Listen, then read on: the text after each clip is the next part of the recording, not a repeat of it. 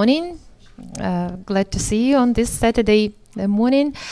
First of all, I would like to thank Yves and Monique for possibility for us of meeting together from different countries, from different experiences and sharing, and it's really becoming a platform for the exchange of experience, and not only in UPR but in such very important matter as human rights education. Today I would like to present our work in Ukraine, the work of the organization in which I'm working. It's an organization for security and cooperation in Ukraine. And share you the basically our achievements and progress on the work that we were doing. First of all, I would like to explain why the security organization is doing human rights.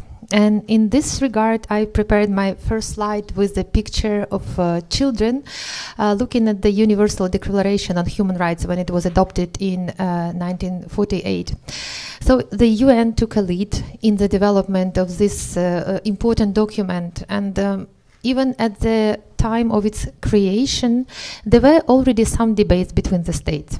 When we look at the work of Human Rights Commission, we would notice that Eastern countries were more open-minded in terms of enshrining the human rights, while the Soviet bloc, like Eastern countries, were very reluctant and were very reserved in terms of interpretation of the dignity, in terms of enshrining the basic rights and interpretation of various rights.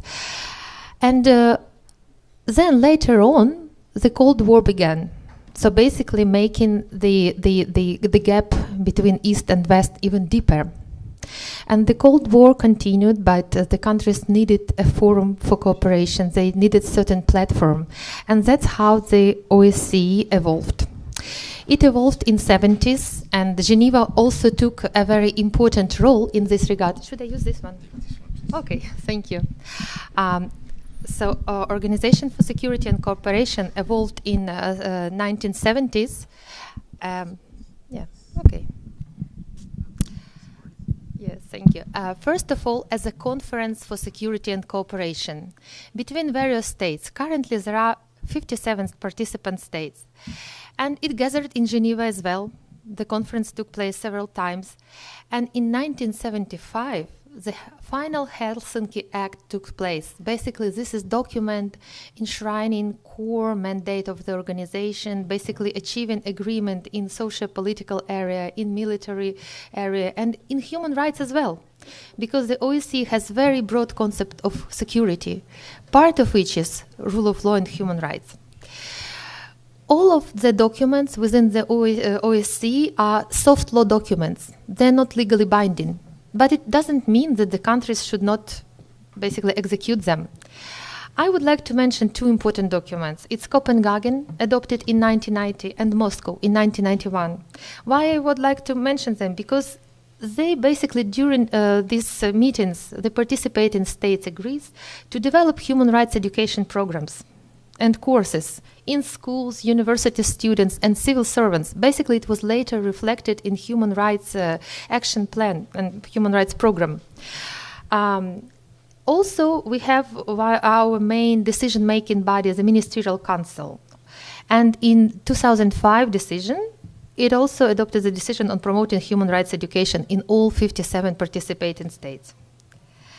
So our office consists of 60 people. We are implementing projects. There are two offices of the OSCE. One is special monitoring mission, the mandate of which is to monitor the conflict area. There are 700 monitors currently all over Ukraine.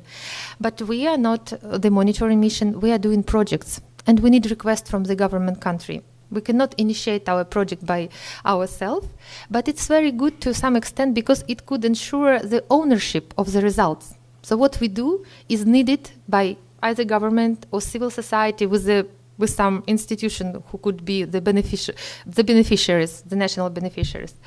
So our assistance spans from various projects in three dimensions: political, military, environmental, economic, and human dimension. Human dimension where the human rights belong. And how we came to development of human rights program for teachers. Initially, 10 years ago, we started training for judges. That's where we received the request from our government. But when we saw the situation that the judges do not possess knowledge about legal instruments, about human rights protection mechanisms, so they lack knowledge, basic knowledge on human rights that the kids should possess. Then we started to improve legal education as a basis for quality legal profession. But the situation was not very optimistic there as well, because in law schools we understand the role of the legal professionals in human rights protection. It goes without saying. But what if they do not have human rights course? How can they basically, what they're studying is basically positivistic repetition of the legislation, newly adopted. And in Ukraine, there is no legal certainty. One day you have one piece of legislation, another day it changes, meaning that their knowledge are very fast outdated. So we started to look at this area. And then we decided that we need to go to schools, because this is where education begins. Right now we are thinking even about kindergartens, but I think it is long-term plans. But schools are where everything begins. It also begins with family, but schools play extremely important role. And United Nations Human Rights Declaration is also saying how important the process of human rights education throughout the life. It's non-stop process. So we tried to contact the education ministry. It was 3 years ago, but they were not interested in. They said that, why don't we have a course on the children responsibilities rather than rights, human rights? Then we just started our long path of negotiation, and in this regard, our OSCE, although we are a not civil society organization, but sometime as we are nationals working in this organization, we could afford ourselves to be sometime a driving force, sometime act as a civil society. We basically came to the Ministry of Justice and said, we have this idea of developing curriculum on human rights. Let's do something. Let's engage civil society for developing of this curricula. They have this overview. They have this function of the overview of the quality of education. They basically have this evaluation framework methodology that they need to check how the schools are going, how the universities are going. So they've agreed. And we've engaged civil society organizations, and we've developed first curricula, first training program, and then we've developed a handbook. This was developed in 2011. This is human rights for youth. Basically, it's a methodological toolkit for teachers and educators. And this is, we did focus group among children of various age, like from the elementary school, secondary school, high school. And we basically studied what are the main issues they're interested in and what are the main human rights violations they are suffering, because we want the knowledge to be very instrumental. It's not only theoretical, it's not only the convention that they should learn. They should know how to apply this knowledge. So we've selected 10 basic rights, and we've developed very interactive case studies, very interactive assignments, both for teachers and for kids. And civil society is actively using right now this book. And Ministry of Justice Department, responsible for enhancing legal awareness, are also using it. And even education ministry, many teachers are using it. We are receiving multiple stories of success on how they're using it. But it's not institutionalized yet. When we came to the Ministry of Education and asked, this is a wonderful toolkit, just use it, introduce it in the schools, and they said, but we were not part of it. It was developed without us. So basically, and the lesson learned was for us is important to engage all stakeholders in this process. So what we did TOT training for teachers, for professional retraining institutions based on this handbook. But in parallel, we started to develop a new one. Basically, we've established working group consisting of almost 30 teachers, selected through competitor basis by the Ministry of Education. So they were most motivated, the best ones. And the Ministry of Education, when we were telling them at the very beginning that they need to introduce, it was one of the UPR recommendations, and we have to have it in schools. They were going, what is UPR? We are not part of it. We don't want it. Then we went to the parliament, to the committee responsible for education, and said that, okay, the Minister of Education doesn't want to introduce it. Maybe we could do something. Maybe we could somehow negotiate this issue. And then we returned to the Education Minister and said that the parliament will be approaching you, the committee. And after that, they became, oh, really? So maybe we should look at this.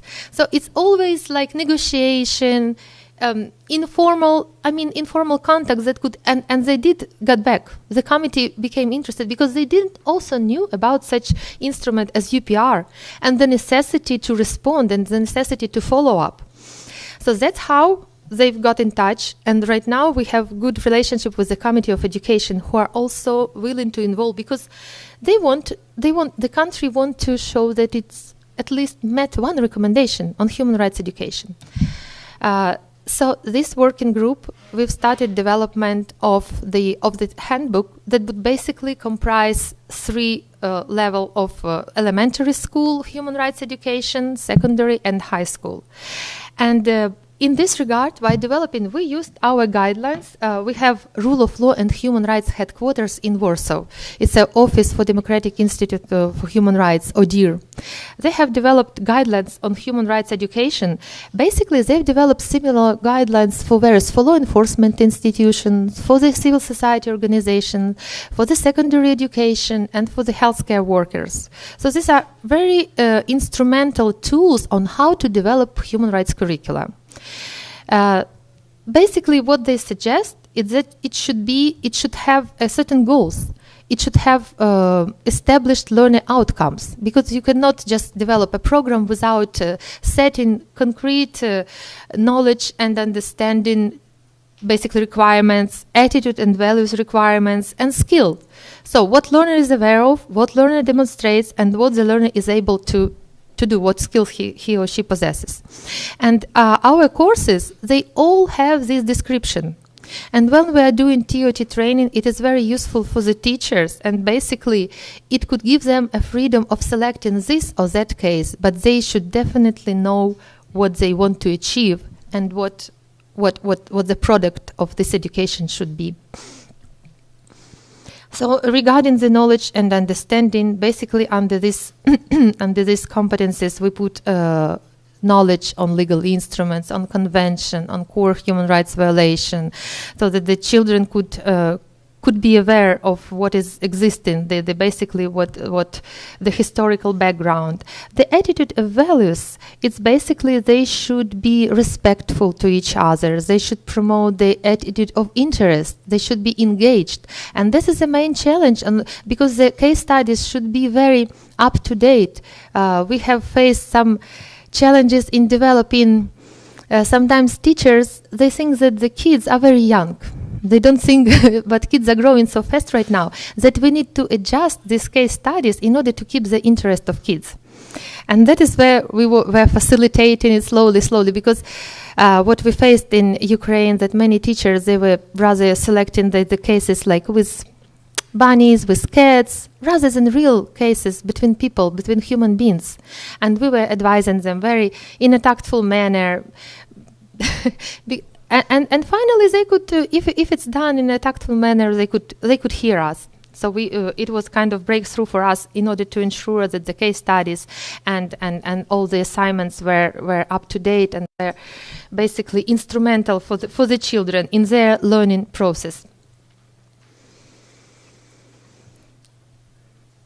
I would like to show you some human rights awareness materials that we've developed. First of all, we've published UN Convention on the Right of Child, and widely distributed it in the schools for teachers to be able to have classes on human rights education. Currently, we are finalizing translation of the 101 terms for human rights education currently shared by Monique. We are really happy that we could share this glossary, and even not only the teachers are requesting, but now the National School of Judges, when they saw this tool, they said, we want it for judges. Judges also need it. So we will be publishing it, and we are grateful for our cooperation in this regard. We starting from last year, we've initiated our cooperation with Ombudsperson's Office. And they are running very interesting program, Children's Ombudsman. Basically, they in number of cities, they established youth ombudsmans, and they keep contact with them, and they basically have a feedback on the report on the human rights violation. They're doing awareness raising among their peers, and it's kind of a successful initiative, and we are widely supporting. Basically, we are raising awareness of youth on the role of ombudsman, and basically the Ombudsperson's Office, they've joined us in the development of curricula. They said that it's very, very interesting for them as well. But in parallel, we wanted not only to develop human rights course, but also we would like to go deeper and to review all curricula, because this is also where the problem lies. We had debates with Council of Europe colleagues who are also very active in human rights education in Ukraine. Their vision was that we need to introduce human rights-based approach in all courses, and we don't need specific course on human rights. We kindly argued a bit, because in the current context, Ukrainian, I think I'm positively sure that we need both. We need to review the curricula, we need to adjust the content for basically for the courses that the children are having, because with regard to the gender discriminations, there are, I don't know, it would be interesting for me to hear your country's experiences, but in Ukraine, it is still, if you look math, language, various subjects, the boys and girls are depicted in a very traditional way. For example, girls are always washing dishes, they are always very passive, they would not play football, they would not play sports, and it's everywhere, and it's basically it builds attitude, and it builds those stereotypes that we do not need at this the 21st century. So we want and basically also the discrimination in that way that boys are in the various cases, in the various assignments, they are positioned as I wouldn't say as a tomboys, but as a very like behavior that wouldn't they could do things that they could be punished for. So and it's kind of normal. While the girls are very quiet, and they are always good in all the fairy tales. They are very positive images, and it also creates certain stereotypes, and it's widely spread throughout the content of the subject in the school education. So right now we've engaged experts, we've engaged Education Ministry, Ombudsperson, Ministry of Justice, and they are reviewing jointly, they are reviewing this curricula and they are preparing recommendations, because we cannot change the content over the night. I think it's a long-term process, but we need to start. And the sooner the better. And I think another problem is that we do not have unified, standardized textbooks that should be used for all teachers. That's another problem, because when we started to look in one cities, they're using one textbooks, and another absolutely different. And there is no quality assurance mechanism, and there should be one. Because this is the area where corruption existed long time ago. Right now, the government is doing its best. We have legislative framework introduced this year, but we will see how it will be implemented. Because the legislation is one thing, and how it will be implemented is totally different thing.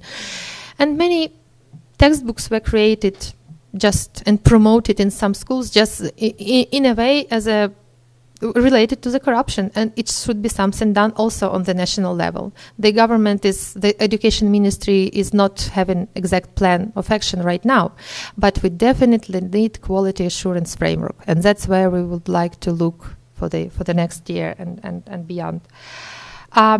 I would like to say a few words about promoting human rights-based legal education. As I mentioned earlier, as far as we are working extensively with the judges, and right now there is a constitution reform, judicial reform. We are undergoing, all of our judges will undergo evaluation process. This situation, we've already discussed, it took place in Moldova a few years ago. It was done in Serbia and in many countries, and well, some examples are good, some not very good. But why they been evaluated? Because first reason, they adopt unreasoned judgments, and they cannot basically use instruments for human rights protection. Because for instance, they've prohibited peaceful assembly without due reasoning, without application of the European Convention judgments, and we have many judgments. So meaning that judges and legal professionals needs human rights education as well. So what we did, we've developed human rights course for legal schools, and on the one hand we have autonomy of law schools. Basically we cannot impose them the content of the textbooks, but we've presented them and we showed them how useful it is, and how the knowledge, we've engaged best experts, we've just engaged universities to the development of this course. We've negotiated with the universities and decided to establish Center of Excellence for law professors on human rights. So right now we're having every year summer schools, autumn schools for law professors on human rights. They need to be updated on the current case law, on the evolving of the concept of human rights and new right, like basically the development of the human rights and next generation of human rights. We have joint courses on rule of law, on criminal process, because we've developed the curricula for law for core legal courses: constitutional law, human rights, criminal law, criminal process, administrative law, administrative process, philosophy of law, legal writing, because we didn't have legal writing. And in our approach was that we concentrated not on the repetition of the legislation in this textbook, but basically we introduced human rights-based approach. As the legal professionals are ones who defend human rights. So basically this is a very innovative content of the textbooks. And Council of Europe joined, they saw our criminal process textbooks, for instance, and they just asked us to be part of it, and they also jointly published this publication because they said that this is really like what, based on the principles, doctrines, institutions, not on the pieces of legislation Ukraine is currently having. And we have human rights education, awareness raising activities for students, moot court competition, forums of human rights, essays competition, human rights drawing contests. I think it was enshrined in the Human Rights Declaration, that Human Rights Education Declaration, that we should use art for promoting human rights. So we are doing our best to basically engage kids, and they like it. They like to draw. They like to draw their stories, and that's what is working always. And we gather them together, communicate with them. They share their stories, and that's how we build this platform for youth. And very briefly, I would like to say about human rights training for judiciary and joint trainings with media, with judges and media, that we've recently started. As it would be the second phase of the human rights education action plan. Basically, first is to train teachers to introduce human rights education in schools. The second, to introduce it for civil servants, for media, and the third one is to strengthen the force too. So we are slightly following this philosophy. So we are working closely with School of Judges, and last year with our support they've developed standards for judicial education. And basically part of the standards is human rights and application of the European legal and international legal instruments on human rights, and in particular European Convention on Human Rights.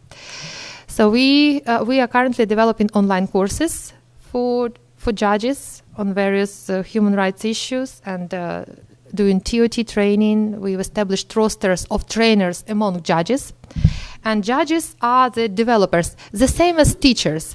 Our lessons learned was that to ensure ownership over the product, over the content, we need to engage them. So in our case, the teachers were developing the course on human rights, and they are currently finalizing it. The judges are also, with the support of our experts, they are developers. And that makes them basically excited of what they're doing, and our experts ensuring the quality of what they're doing. And in order to basically introduce a checks and balances system, we work with civil society on trial monitoring. We basically build a platform among civil society.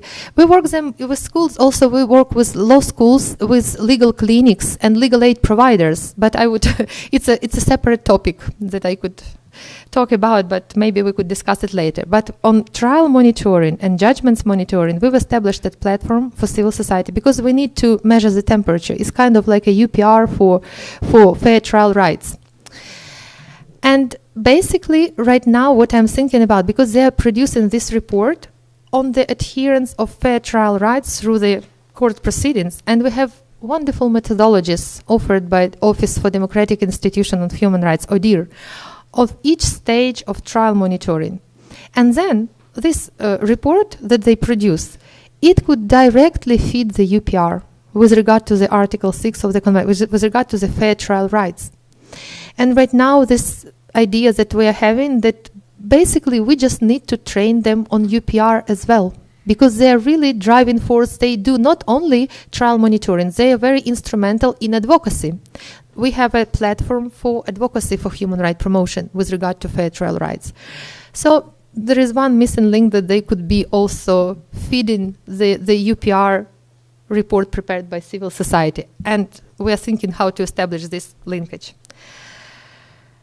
So we've developed the methodology and checklist for trial monitoring, and basically it's regarding the access to court, legal aid, principle of equality of arms, presumption of innocence, reasoned judgments. And we've engaged not only the civil society, but the law schools, students. It's also part of the education process. And they are also doing this checklist. They're going to courts and they monitor what they see. And this is not very hard exercise if you have the exact methodology and exact checklist. And also on a separate note, we're doing analysis of judgments regarding the application of the human rights protection instruments by judiciary. Because we did this extensive human rights training, now we want to see whether they apply it. Because the evaluation, I think, I strongly believe that everything that we are doing, everything that international organizations are doing should be evaluated. And we need to measure the temperature. As UPR is a wonderful instrument as a measuring of temperature, we need to assess ourselves whether we are effective. So this is the way of doing this. Basically, that's it. I tried to cover all our activities in human rights education, and I would be very, very interested to hear your experiences, what worked for your country, what challenges you faced. I wish I could cover more. I could talk very long time, but I really interested in hearing